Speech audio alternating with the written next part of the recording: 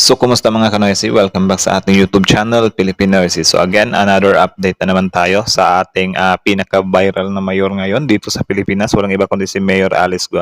So, this video is from the news board. So, meron na itong pamagat na kakapasok lang, grabe to.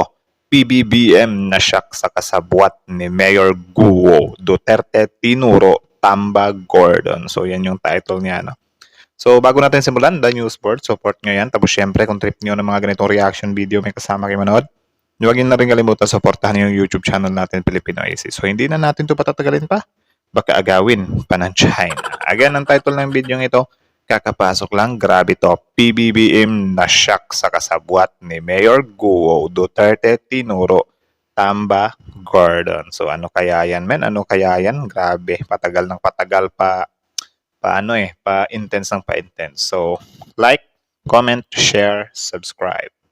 Start. Ngayon sa mundo ng social media, Ulit.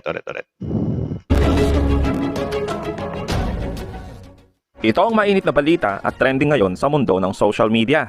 Nakakagimbal ang mga kasabwat ni Mayor Guo. Binunyag na Naku. at matinding mura ang inabot sa isang maka-China. Ano nga bang Sino kaya yung nagmura? Excited ako dyan. dahilan? Well, let's find out. Matapos mag-apila itong si Mayor Guo sa ombudsman na dapat ibalik siya sa pwesto dahil ayon sa kanyang mga abogado, kulang ang ebidensya na siya ay kasabwat sa Pogo operation. Kulang pa ba yun? Nakukulangan. Kayo ba guys? Do you think kulang pa ba yun? Para sa akin, sobrang ebidensya yun eh. Like yun yung tipong ebidensya na sobrang hirap lusutan. Paano mo may papaliwanag yan? Bill sa kuryente, sa PLDT, sa internet, sa yung mga sasakyan, yung sa property, yung the way ka nagrehistro. Yung nanay mo parang ghost, yung tatay mo parang ghost din. Yung partner mo, si Wang Ziyan, yung fugitive. Sobrang daming ebidensya, men. Like siguro, wag yung kulang sa ebidensya. Baka kulang sa paliwanag. Something like that siguro yung ano, di ba? Kasi kung clean naman talaga siya or gusto niyang mapatunayan na clean siya, edi i-rebut niya lahat yon para matapos, di ba? Di yung kulang sa ebidensya. Daming ebidensya nga na hinain ng ng mga senador eh. Hindi naman kami naniniwala malakas ng ebidensya, which is kailangan yung patunayan, nakikiusap kami na malift agad yung suspension. Ayon Naku. naman sa mga senador, malabong Wait lang. Kayo naniniwala ba kayo na hindi matibay yung mga ebidensya yun? Comment down below.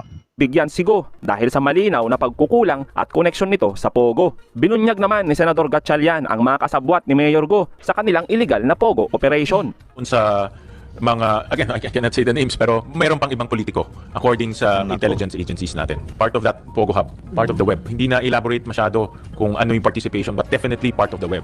I think Naku. tuloy-tuloy pa yung kanilang investigation and intelligence gathering. Hindi ko elaborate ng accurately, no, dahil kumukuha pa sila ng further intelligence, no. So it's hard to say it now, no, but ang only So, yun pala yung some kind mga game nila. Kasali kaya dito yung mga scatter. Mga yung bam na yung mga pinapauso ng mga vloggers sa Facebook, pinopromote nila. Kasali ba dito yung mga game na yun? pwede kong sabihin meron pang kasamahan na iba na politiko rin. Doon sa mga pinakitang pangalan marami. May mga pangalan kasi doon at mayroong web, no, na pinakita at may mga politicians, enforcers, criminal syndicates, even businessmen. Ayon naman sa dating senador, kung si Duterte pa ang nasa pwesto, malamang puro mura ang aabutin ng mga senador at ahensya na nag-iimbestiga dyan sa Pogo. Lahat ng mura niya. Talagang tinate namin yon. Lahat ng sinasabi niya araw-araw doon sa cabinet meeting niya so-called doon sa Davao. Wait lang ha. Nalipat na boss 47.6 billion. Good. Ako bahala sa kay Gordon. Kagi. Nakalagay yan, sinasabi niya, he threatens, bababuyin kita dik hanggat mamatay ka. He intimidates, bantay ka at hindi ka habang panahon na senador. Duterte to Gordon, I will campaign against you, which he did. Duterte to Gordon, sapakin kita, October 6. Putang ina mo, sabi niya, addressing Senator Gordon, pressing the latter's mother. Lahat yan ginagawa niya. Those are all violations. You know, talagang, kodol niya yung mga tao. So talagang, it's never too late because if you're silent, you are complicit. And all throughout our history, marami tayong tumatahimik. Kaya dapat Ito din si Idol. Ibang klase din to. matutulad tayo. Hindi tayo dapat tatahimik-tahimik. Laban tayo. So, kinampanya nila ako, okay, nasaktan ba ako? No. Leadership to me is not a title. It is justice and action. Kung hindi mo gagawin yan, mamimiyasa talaga yan at kawawa ang Pilipinas darating ng mga panahon. Buwelta naman ng mga Duterte, iyakin itong mga talo ng senador. At bakit nga ba sinisisi kay Duterte kung ang nakaupo naman ngayon ay si Pangulong Marcos? Bakit? Yun. Presidente pa ba si Duterte? Hindi na po. Retirado na siya. Nag-aalaga ng apo sa tibot. Kung meron dapat si Anong year ba? 2000... hindi. Tumakbo si Mayor Alice Go. 2016 ba, guys? Wait. Kasi kaya nililink ng mga tao si Duterte kay Mayor Alice Go kasi parang nung time niya yun na lumakas yung some kind pogo daw. Correct me if I'm wrong. Tapos yun nga yung mga balita-balita din na related din dun sa sa Chinese Coast Guard, sa Philippine Coast Guard natin na may mga napasok doon na Chinese. Yung tila paglago ng mga Chinese dito kasi I think that time yun yung time na nakikipagkaibigan si P. Duterte sa mga Chinese or sa China mismo. 'Di ba? So siguro kaya nililink ng mga tao or medyo sinisi ni President Duterte itong mga tao, sinisisi ng mga tao itong si President Duterte na may kaugnayan siya. Kasi nga, parang nung panahon niya or nung watch niya daw, some kind lumakas yung presensya ng mga Chinese dito sa Pilipinas. Kaya nililink nila. Yun. So kayo ba guys, do you think ba liable si President Duterte sa pagdami ng mga Chinese dito sa Pilipinas? Comment down below. Nagtatanong lang naman. Comment your opinion below. Tuloy, para maano din ni Mr. Harry Roque, di ba? Sihin dahil namumulitika, ito yung sa kampo ng Presidente Marcos dahil ang unang-una dyan ay isang tamaluslos na nagnanais na maging Prime Minister dahil hindi manalo sa Presidente. Pagpepiestahan mga korap sa gobyerno, yan po labag sa karapatan ng kalusugan. So lahat po ito, hindi po ito kasalanan sa Dutertes. Ayon naman sa dating Presidential Secretary, ang kapal talaga ng muka ng mga traidor na maka-China. Ito talaga mga Trojan horses to. Pinagmamalaki pa yung kanilang katraidoran Yung magiging kapatid, di ba? Talaga kung masalita, mas lalo pa yung mga spokesperson ng China para depensahan yung China, di ba? Tapos alam mo naman, binabayaran yung mga ugok na yan, di ba? Tapos dito sa mga pogo, libo-libo yung binabayaran pumasok. Galit na ugok daw eh. Kaya ako yung kalaban, tataliman ko yan. Di ba? Tataliman ko yan. Hindi naman lahat, pero tataliman ko yan ng mga tunay, ng mga espiya, di ba? Tapos, kung labas-masok ng bilyon-bilyong pera, ibig sabihin, pwede mong ponduhan yung mga kalaban mo na nandito. Ang tawag dyan, tip column. Di ba? Yung mga nandito, yung mga nakatago, at saka yung mga nakalantad. Tapos, pero pinakamahalaga, yung mga tao mo sa gobyerno na tumutulong sa mga taksil, tumutulong sa mga traitor, tumutulong sa mga makapili. Anong tawag mo sa mga ugok na yan? Bakit walang nakakasuhan? Matagal na yung issue ng Pogo di ba? Lumupo yan ng panahon ni Digong. Tapos Natawa ako dun sa galit na galit si Manong eh. Dahil dito sa expose kay Mayor Alice Go, nakita napaka-rampant pala ng kriminalidad yan. Napakadami ng mga illegal migrants na pumapasok. Parang Bulgaran. At napakarami palang sinusuhulan sa gobyerno, etc. Kaya dapat talagang ideklara siya na national security issue. No? Hindi lamang dun sa mga pumapasok na mga illegal na mga migrants na posible na may kasamang mga espiya. Hindi man lahat, pero posible na mapasukan dahil napakaluwag Napakaluwag na papasok nila Libo-libo. Yun, napakaluwag. 'Di ba? Napakaluwag. Kasi I think nung panahon nga ni PRRD ay since friend nga tayo ng China, parang nag-easy access lang yung mga Chinese dito. 'Di ba? Parang wini-welcome talaga like my goodness. Nung nakaraan nga or kahapon, may nakita akong binalita naman sa GMA. Meron silang nakitang uniforme ng Chinese Army. Nakita nila dito, dun sa Pogo mismo. So, anong ibig sabihin nun? 'Di ba? Kaya yan, pinagduduladahan talaga yung Pogo men na meron talaga siyang something na pwede din siyang makaapekto sa national security ng Pilipinas. Kaya di rin talaga natin maiwawala yan sa isipan ng mga Pilipino na nakapasok yung mga Chinese na yan. Bakit? 'Di ba? Bakit nakapasok yung mga yan? Bakit tila ang luwag-luwag lang, 'di ba? Tuloy. Yung pumapasok Kaya dapat talaga ideklara nga national security issue. Ikalawa, yung money laundering, yung pumapasok at labas na pera. Halimbawa, itong kay Alice Go, ang tingin ko is just the tip of the iceberg. Pero mo nagpasok ng 6-7 billion pesos para ipagawa yung kanilang complex. Ang daming building, meron pang sariling mall, di ba? Sariling torture chamber. No? Ang daming mga kwan. Tapos ay nangyari ito sa ilalim ng mga ilong, ng mga kapulisan, ng Quadcor. Ilong natawa ko dun sa ilong. Akala ko si PRD yung tinutukoy nila. Pero yun nga, parang siguro ang ibig sabihin ng ilong ay yung mga nagpoprotekta ba? Like, nasa baba lang nila, like, yun, di natin alam kung nagbubulag-bulagan lang ba sila or pinoprotektahan nila yun. 'Di ba? Tuloy. Yan ang puro Same immigration. lang yun. So, dapat talagang investigahan yan dahil may pumapasok at lumalabas na pera. So, paano Yun. nangyari yun? Paano nangyari yun? So, dapat Paano? yung Anti-Money Laundering Council, palitan na yan. Bakit pinayagan yung mga yan? No? Yung Bureau of Immigration, dapat investigahan yan. Ilang pogo pa yung naitayo. Tapos Diba? later, Daming actually sa isyung Pogo na to, sobrang daming involved, especially dito sa case ni Mayor Alice Goa. Like mga government officials pa naman din, 'di ba? Sa PNP, yung PNP meron na nga pinagsisisibak, 'di ba? Sa PSA, yung PSA niya na parang hindi doktor-doktor lang. Sa PAGCOR daw, hindi ko alam yun, naririnig ko lang din yun or mga komento din yun ng mga especially yung senador ata yung nagsabi na dapat ding imbestigahan yung PAGCOR kung bakit lumusot yung mga ganto. 'Di ba?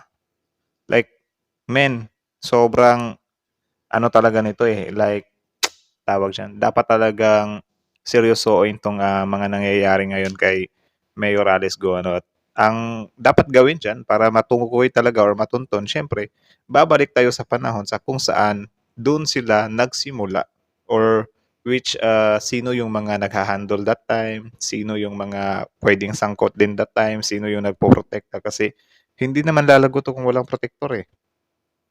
'Di ba? Tuloy. na na-discover, meron din pala sa Pampanga. Di ba? Tapos ikatlo, sino yung mga Pilipino na government employees na kakunsaba Yun. nila sa PAGCOR, sa BI, Bureau of Immigration, BI mga din. documents, di ba? So, sino yung mga yan na hindi lamang kakutsaba, ay pinoprotektahan pa yung mga lintik na yan. Di ba? So, hindi natin dapat pabayaan yung ganyan, no? Dahil kwan lang yun eh. Sabi ko nga, tip of the iceberg. Ilan pa yung mga mayor Guo na nakalusot, nag-fall in the cracks dahil sa mga kakutsaba nilang mga tao sa gobyerno.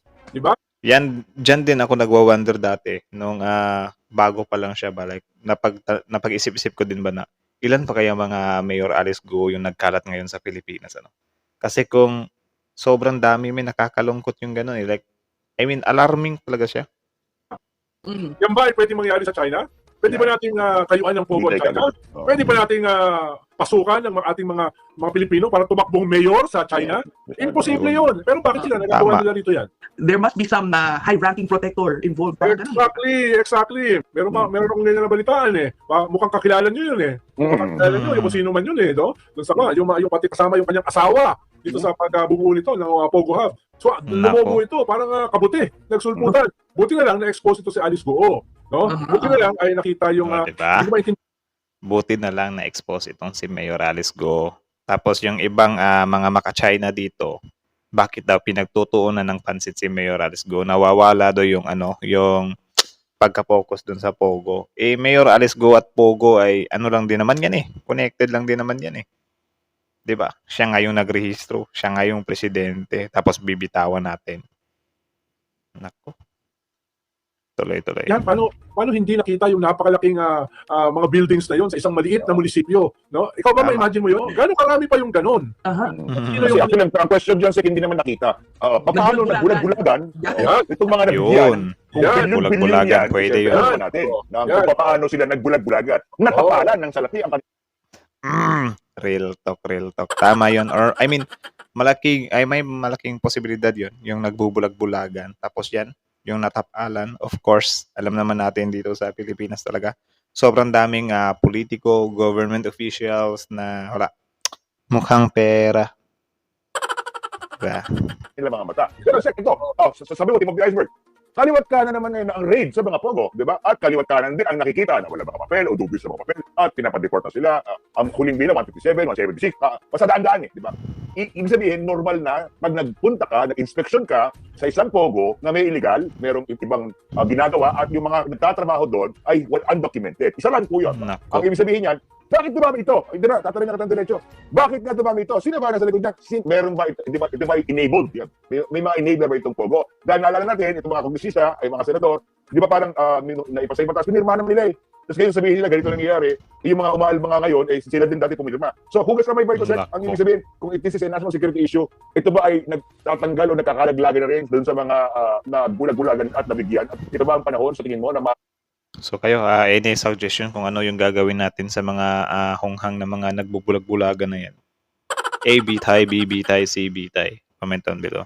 maaari silang kasuhan at iharap sa batas. Alam mo, Michael, kahit isang toneladang Clorox, Yeah. hindi tayo mabugas kamay. Yeah. Sobrang laki na yan, no? Yeah. Ano kung mabugas ng kamay? Kitang-kita mo eh. Nung nakita ko yung mga building, para ka lang sa Ortigas eh. Yeah. Diba? Wala ka sa Bamban, no? Kahapon nga, kausap ko si Senator Wing Gatchalian. Sabi ko, paano yung mga enabler na sinasabi ni Michael? Okay. Ha? Sino yung mga Yan. Bureau of Immigration na pinayagang makapasok yan? Libo-libo. Treason na rin kasi yan. Di ba? Bureau of Immigration. Nako, paliwanag nyo to ha. Kasi grabe pa naman kayo sa kapwa natin Pilipino kung maka-upload, wagas. Sino yung mga tao sa PAGCOR na binigyan ng permit yan? Sino sa local Yan. government yung nagbigay ng permit yan? Hindi naman niya pwede Yan. na walang permit. Sino mga kapulisan yung Yan. bulag-bulagan? Doon sa mga Sa kapulisan nga, nasampulan sila eh. Pinagsisibak na eh. torture chamber. Yan. Doon sa prostitution din sa loob ng mga pobo na yan. Di ba? Nakita natin nung isang araw eh. Kitang-kita sa CCTV, mga pulis. Yan. Hinarang yung isang kotse ng mga Chinese. Tapos Yun. kikidnapin dapat. No? At hihingian ng kotong. No? Yung nagpatigil sa kanila, naka-uniforme, naka-motor. Sa likod nila, nakasibilyan ng mga kapulisan. Ayun, huli. Tapos mukhang marami pa pala silang ginawang ganun. Di ba? So isa yung indirect na hanap buhay ng ating dapat mga government officials, mga kapulisan. No? So yung indirect na habang buhay. Indirect na ano yan? Habang buhay? Hanap buhay. Yun. Yung meaning ng indirect na habang buhay, hanap buhay, yun yung mga, yun, tumatanggap ng suhol, 'di ba? Gumagawa ng kalokohan, nangungotong. Yun. Ang akala siguro nila though, yun, nagkakapera nga sila. Magiging yung buhay nila, sasarap yung buhay nila. Pero syempre, kapag time will come, nagkabukuhan na, wala na, instant karma na. Wala pa namang reset yan. 'Di ba? Tanggal yung mo, badge mo, tapos masasayang lang yung pinaghirapan mo, nagpasilaw ka sa maikling ligaya. 'Di ba? Sana yung mga kapulisan natin dito ay yun, gampanan nyo na maayos yung mga trabaho nyo. Though alam naman natin na meron talagang mga matitino pang pulis. Yung pinapatungkulan natin dito, yung mga ng mga pulis ba? Mga sakim sa pera. Iba pa yung direct, yung talagang pinoprotektahan sila. No? At may mga bayad. Alam naman na, we were not born yesterday. Yesterday talaga. Talaga ng mga garapalan. Ang mahalaga, magbuo ng komite ang gobyerno. Kung seryoso sila, Bilang ako sa buti. para investigahan, hindi lamang yung mga pugo na yan, yung mga fake na mga Filipino citizen na yan, kung hindi yung kanilang mga enablers. No? Yun. Yung pala yun, Damay-damay na. kayang investigahan ng police, pwedeng investigahan ng Bureau of Immigration, pwedeng investigahan ang PAGCOR, pwedeng investigahan Dami. ng AMLA. Pati AMLA. So ayun, kita nyo naman yun mga kanoisy. From the news board, supportahan nyo yan. Original video link in the description box below. Like, comment, share, subscribe nyo yung channel niya. Tapos syempre kung nagustuhan or tapos syempre bago nyo iwan yung YouTube channel natin, huwag nyo na rin kalimutan supportahan yung YouTube channel natin, Filipino IC. Like, comment, share, subscribe para tuloy-tuloy ang ligaya, diba? So kita nyo naman yun, diba? Sobrang daming mga politiko at mga nagtatrabaho sa gobyerno na involved dito, like nakakalungkot no? Like I think sila yung pinakaugat talaga nito or something like that, yung enabler, di ba? Kasi kung hindi lang talaga sila nagpapasilaw sa pera, wala sana mangyayaring ganito sa Pilipinas, nilang mahal or nating mahal, di ba? Ang lakas pa naman nila makapagsabi na Pilipinas nating mahal. Tapos in the end, kapag may nag-offer sa'yo na bayaran ka para makagawa sila ng mga illegal dito sa bansa mo, kahit banyaga pa yan, papatosuin mo para lang sa pera. Grabe yung ganun, men. Di ka tanggap-tanggap yun. Di ba? Kaparusahan nun ay dapat talaga, pang parusahan talaga ng yung ayaw ko na lang mag-top. Tapos yun, nalilink din siya kay President Duterte, Tapos yun, sabi naman dito ni Harry Roque na bakit daw nililink siya kay President Duterte. Actually, hindi naman talaga siya totally nililink ng mga tao, Ano lang siya, based lang din siya sa pagko-connect ng investigasyon ay wala talaga. Nasasagi talaga si PRRD doon kasi yun nga, related sa mga Chinese dish. Related sa mga Chinese, di ba? Alam naman natin kung gaano talaga kagulo ngayon yung nangyayari ngayon sa West Philippine Sea. Tapos malaman-laman natin sa mga balita yung mga Chinese na yan ay dati pa palang nandito yan. that time pa ni President Duterte. Which is yun nga malaking factor din kasi yun men na nakipagkaibigan si President Duterte sa China. Tapos yung mga Chinese citizen ay parang lumuwag sila dito ba na nakakapasok-pasok lang. Unlike now na nung malaman natin na sobrang tawag diyan, sobrang init ng tension natin between China ay medyo naaalarma na tayo ba na mga Chinese to mga Chinese to Yung ding mga nagsisi-enroll doon sa Cagayan, sobrang dami, 'di ba? 3,000 to 4,000. Like ngayon talaga mapapaisip tayo ba na bakit di natin imbestigahan 'yan? Sobrang dami niyan baka maano tayo diyan. Especially ngayon at ngayon naman yung Pogo naman yung tinutukan ng gobyerno kasi yun nga the way talaga sila na magre-raid sila ay sobrang dami nilang nakikitang mga kabalbalan. 'Di ba? Like nagpapatunay talaga na hindi talaga maganda yung pinaggagawa ng Pogo dito sa Pilipinas, which is some kind controlled din ng mga Chinese, 'di ba? So yun, ban all Pogos. I know you agree with that. So comment down below na wala, close all Pogos or not close all Pogos kasi sayang. So pili lang kayo, So I think hanggang dito na lang muna. Kayo guys, ano masasabi nyo dito? Comment down below. Tapos yun, pag-usapan natin yan sa comment section. So yeah, the News Board, Filipino AC. Like, comment, share, subscribe. Filipino AC is out.